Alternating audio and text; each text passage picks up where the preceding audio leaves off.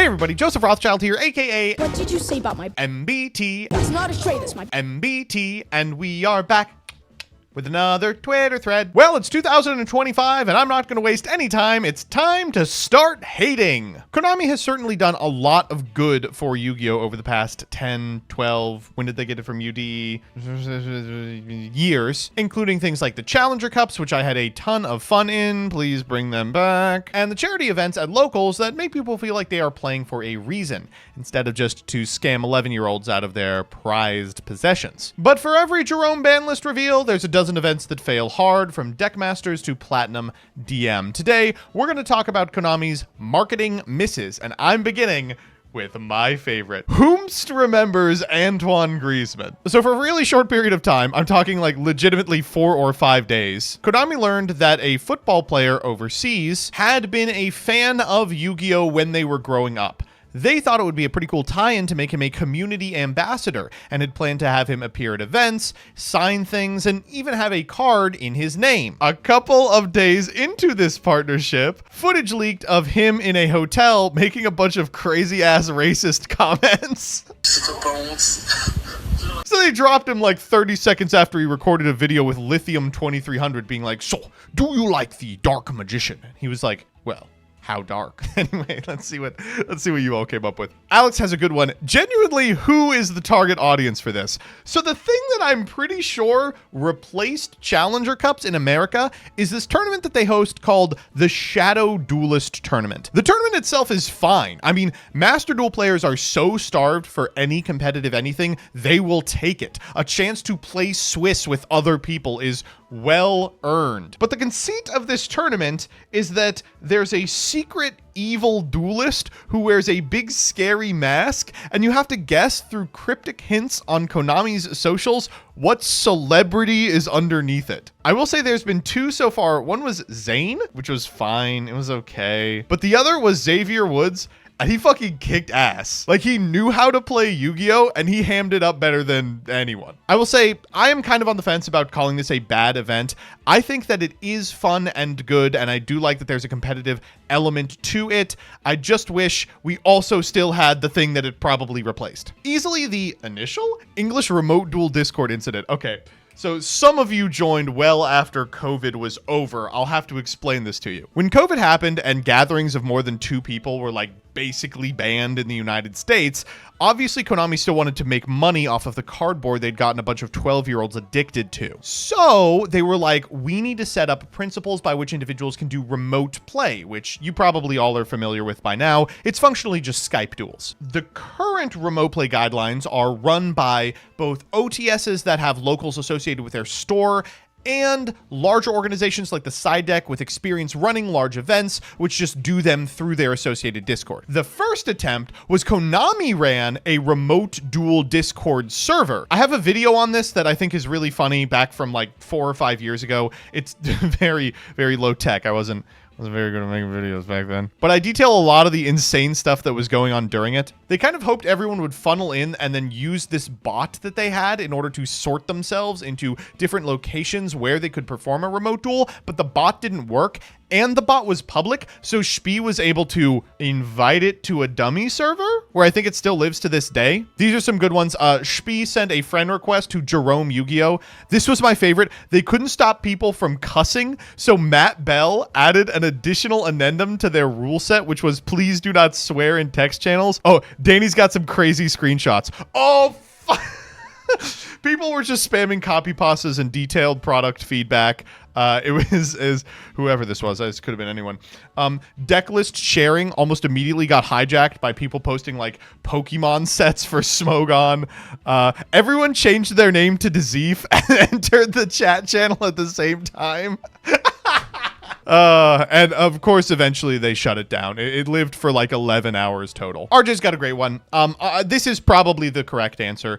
The March 1st, 2012 Forbidden and Limited list took place during, I think, probably the worst Yu-Gi-Oh format of all time. Wind Up, Insector, Dino Rabbit. Everyone felt totally priced out of the game. And then a list comes out that hits exactly Synchrocentric, a deck that was on its way out in terms of power creep anyway. And it included patch notes for the first time. And the patch notes were just so nothing. It was so hard for community members to take it seriously because the real reason these cards were being banned was clear as day. It was buy new product. Konami's caught between a rock and a hard place because a lot of the decisions they make with respect to the ban list aren't made for balance reasons. They are made, as in the case of the OSS ban, for instance, to get people to purchase more cardboard. But when showing off those hits, they can't exactly say, we made this so you would buy the new cardboard. Dyer's got one, only kind of relevant since it was the anime company, not Konami themselves. Important to remember, yes, NAS is responsible for this. But killing DN killed the online Yu-Gi-Oh player base. It went from around 10k players at its lowest to around 1 to 2k players at its max on DB. Killing DN got thousands of people out of Yu-Gi-Oh who never came back. I disagree. I think it did something else. When Dueling Network was everywhere and there were 10,000 people on it every day, the way you did Yu-Gi-Oh online was you logged onto Dueling Network and played a game against another person. After Dueling Network went down and Dueling Book came up to about 1/10 of the active player base, something had changed. People recognized that doing Yu-Gi-Oh online sometimes just meant tuning into a Farfa stream. Sometimes it just meant watching a Yu-Gi-Tuber's video. And as a result, the Yu-Gi-Oh community that we have fostered now, despite being much larger and much more engaged in many different kinds of Yu-Gi-Oh, frequently just doesn't play the TCG at all. Which makes it kind of hard to talk about. Like, we all do want to have like one centralizing thing that we all do and can speak with together, but that just isn't how it works anymore. Being online and doing Yu-Gi-Oh stuff pre-Dueling Network going down felt like a bunch of people all playing the same game together, and post-Dueling Network going down felt like a bunch of people in the same fandom as each other, if that makes sense. Sorry I'm poor and only play Master Duel. Eggy boy, that's exactly what I'm talking about, because when Dueling Network was the way to do Yu-Gi-Oh, everyone played it no matter how poor they were because it was free. Now, Dueling Network, or Dueling Book rather, is the place you go to practice for a paper tournament. So if people aren't playing paper, they don't feel like they need to do it. They're like, oh, well, I'm not playing paper, so I won't use the tool to practice in paper, which means I'll engage in Yu-Gi-Oh in other ways, which is fine. Again, I want to say is fine, is completely okay, but it means we don't all have a singular centralizing experience when it comes to actually playing the game. That's how you get a million people who have no idea what's even happening in the TCG, but feel required to comment on it anyway, like me. So Generation Duel was a side format that was held from like the end of Arc V until I think the 200th actually had Gen Duel at it, and I think that was the last time it was really done at all. Generation Duel was supposed to be a kind of cross-ban list cup in which you would associate yourself with an anime series of Yu-Gi-Oh! And comport to a specific ban list. And this was kind of interesting because it wasn't that you could only use cards printed up until the end of that anime. You could use any cards, but you still had to use their ban list. So one of the cool things you could do, for instance, was the Yugi Kaiba stuff had a really soft ban list. There was like not a lot of the really powerful spells and traps that we all know and love on it. Like, I think you could play Pot of Greed or something. But to trade off, they had banned almost every effect monster. So if you wanted, you could play an incredibly powerful Monarch deck that used like Terror King Salmon, and the payoff for being in Yugi Kaiba was you got to play like fucking Sixth Sense. You got to play like Pot of Greed Graceful. It was cool. I think the winningest one of these at the last event that I paid attention to it was 5D's ban list, because it was the least restrictive. A lot of its hits were on the extra deck monsters, and then you would just play True Draco. Like 5D's True Draco was really big. They didn't really keep up with these 5 separate ban lists. They didn't modify them at all, and as a result, it didn't really take off in a really meaningful way, which is unfortunate because I think this is a type of format that people really would like. I couldn't tell you, Ethan. I really think the reason for this one is Yu-Gi-Oh players at the time of Battle Pack, and I know this is hard to believe for people who have started playing Yu-Gi-Oh in a post-progression world, did not like Limited. They did not like the concept of Limited. People enjoyed Battle Pack as a casual thing to play with friends, but the individuals who took it super seriously were fewer and farther between than they would have had to be to continue printing these packs. I think if you released one of these today, it would be a fucking smash success, and I think you would have to, of course, follow it up with events for this.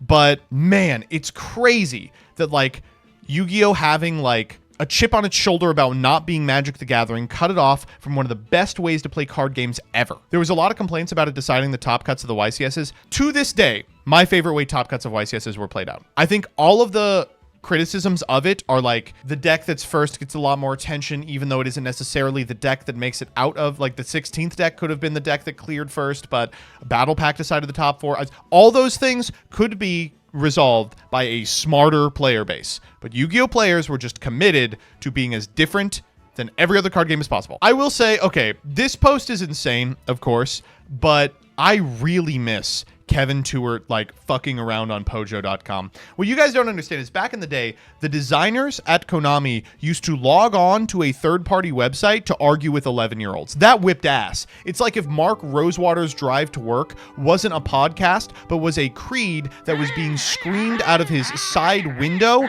at like a homeless person. Like that's what it was like. And this is, of course, the apex of Kevin Tewart posting, where someone is like, why is number 39 King of Wishes named Utopia instead of Hope? And he goes, you want a list? Okay. And then he details the lists. Here's some bangers. The word hope is a highly charged political slogan from 2008. Hope is a girl's name. An accurate translation of the Japanese name is King of Wishes, which is a fine name. It actually whips, but is more of a descriptor than a proper name. And this monster is a unique entity rather than one of many. There's many Kings of Wishes. So he needed a proper name. Utopia is a close descriptor of the realm of perfection belonging to the King of Wishes. It's a close translation of the intent of the Japanese name as opposed to the interpretation of the Japanese name by a bunch of non-native speakers overseas, which is what most of you go off of. I do like the snide little jab at organization, which we appreciate. More of those, please. Oh, it's not going to be Ryujay. We're calling it Apodracosis. Oh, yeah, baby. This is a banger. While not as big of a blunder for sure, this thing was pushed as the best card of 2017. It will always be funny. Given how big Instant Fusion and to a degree Ultimaya Zulkin were then, this thing does read crazy. It wasn't even the best fusion of 2017. We got the Invoked Monsters and Starving Venom. So if you're unfamiliar with this, Sea Monster of Thesias, I think is a world premiere that the TCG got, and they were dropping a hint at it in a Yu-Gi-Oh blog article where they said, probably the best monster of 2017 is coming out, and it's a vanilla. And we had like a week of people being like, oh my God, like what could this be? Under what circumstances could that be true? People were just like bouncing off everywhere. People were like reverse engineering the fucking Metal Foes 2 years before they came out. And then they released this and we were like, oh, it's just a tuner target for Instant Fusion? Okay. Every one of the year-end tins after the first sarcophagus one has just been a fucking mess. For one reason or another, too large a card pool, too low a print quality. There's nothing in it you actually want because all of the reprints have been broken up into 5 different reprint sets. This was kind of the icing on the cake for me. A retread of the previous 25th anniversary tin, which already had its own share of problems, but these huge piles of misprints and clumping and all of the chase stuff was like impressively hard to pull. It competed on store shelves with fucking Bonanza. They were like, you're going to look at this and Bonanza and make this decision. Unbelievable. Supposedly, there are other alternate formats other than Time Wizard, but I haven't seen any marketing done for Common Charity, Heart of the Underdog, or any other official alternate formats outside of where they were announced. I'll push back on this a little bit. Rivalry of Warlords is well supported at the YCS level, and it's massively popular. It's a ton of fun. I will say you should engage in that if you have downtime at a YCS. I'll also say Heart of the Underdog is basically just a slogan by which OTSs can run non-meta nights. And I know a ton of OTSs that utilize that slogan in order to get people into seats and not playing fucking Ryziel Mirrors. I couldn't tell you anything about the other ones. If you'll recall, we got guidance for Deckmaster, Common Charity, and Time Wizard in like a fucked up piece of paper with one paragraph like scribbled over and no further communication. The fact that Time Wizard exists as anything other than a footnote is directly the result of, I hate to be like this, content creators who pushed insanely hard for Time Wizard to be taken seriously. People like E3 Yu-Gi-Oh who fucking tore their heart out trying to get people interested in a format that Konami had written on a page and forgotten about. We could very easily be living in a world where people mention Time Wizard in the same breath that they mention Deckmaster. Who here remembers Yu-Gi-Oh BAM? I'm surprised to see 2011. I thought it was gone way before then. Yu-Gi-Oh BAM was a way by which you could play Yu-Gi-Oh using the native gaming software on Facebook.com in like 2010. For those of you that don't remember, you used to be able to play games inside Facebook. You still might be able to through like weird application technology that was really reminiscent of MySpace. And Yu-Gi-Oh decided to make a licensed one. A lot of people played a lot of this. It doesn't remotely resemble Yu-Gi-Oh. It's like Cross Duel in that it's just like a completely different game using the Yu-Gi-Oh IP. I think it eventually did get ported to Congregate, where I think you can play it to this day. I might be wrong. Auntie, I don't know what to fucking tell you. We're on the exact same page here. I don't know. I do not know. I don't know why we don't have Rush Duel. It is baffling to the mind that a product not only this lovingly crafted, but also lucrative does not exist over here. You know, Yu-Gi-Oh is like in the top 10 of best-selling card games every year in Japan. You know what else is? Rush. Do you know how easy it would be for Konami to just run 2 things that put up top 10 numbers in the US? In the US, the bar for card games is so low, too. No one's playing, you know, a waifu armpit simulator card game like they are in Japan. Like, you have to beat out, what, Alestrals to crack into the top 5? You could make so much money! Isn't it like the most popular thing on Duel Links at the moment? It is the only reason to play Duel Links at present. The only reason. Yeah, this is a good one, too. I don't know. It's strange because I think Legacy of the Duelist Link Evolution was very helpful at getting people into the game. It's hard to even say something like that now with Master Duel as successful as it was. But prior to Master Duel, this was the way a lot of people started their Yu-Gi-Oh journey once again. The strange part of this game is that it just never got updated. I don't know why Konami loves to release a game that's a super promising way to play a card game and then just let it languish like years behind anything. Rush Duel Dawn of the Battle Royale is fucking fun as hell. It does a great job of getting players familiar with the new Rush Duel cards and mechanics. It has all of the old boomer cards that everyone loves to bat about. Its card pack design is generous enough that after a single playthrough, you can pretty much have every card in the game at the max number of copies. You can build a bunch of cool different decks, and the card pool was never updated. There was like 15 DLCs of this that we just never got. There's a post-game environment you can walk into, fight 2 people, and leave because they never added any of the additional content that was added overseas. You get it as prizing to this day, and it doesn't correspond to a real-life product because, again, we don't fucking have Rush Duel! Cross Duel is such a fever dream. Cross Duel was announced during Yu-Gi-Oh! Digital Next, which was kind of an overview of the stuff that we would be doing during COVID. It included like Duel Links updates. I think it included the debut of the Rush Duel Duel Links World, like an announcement for that. It included like a really short blurb about Master Duel way before it came out. And then it had like, we're also doing Cross Duel. And I remember there was a beta shortly after, and I played it. There's a video on my channel where I play it. And I was just like, this is not ready. It's just not ready. It's not fun. It's weird. And then it went back in the tank, came out like 6 months later, virtually unchanged. The apex of this one for me was when there was a high elo Cross Duel tournament where they paid like 4 of the biggest people in card gaming spaces. It was like Dog from Hearthstone, Kriparian, fucking Trump was playing it, not the president, the StarCraft, and Billy was commentating as the 4 of them were playing it from like their own home Wi-Fi, and it was just crashing over and over again, and they would have to swap back and forth between blue stacks as it was so rough. I felt so bad for him. Yeah, Kibler was there. Kibler was the 4th one. I was like, Kibler, come on, please. Listen, you can't make an omelet without breaking a few eggs, and you can't make a multi-billion-dollar card game company without a few misses. I'm glad that most of these are things we can look back on and laugh, not things that are actively impacting the playability of the game. But for the few that are, Konami, bring back Challenger Cups. And by the way, for those of you that are like, damn, I can't wait for the next sloppy ass, stupid ass Twitter thread, there ain't gonna be one for a while. We're cutting down on Twitter threads.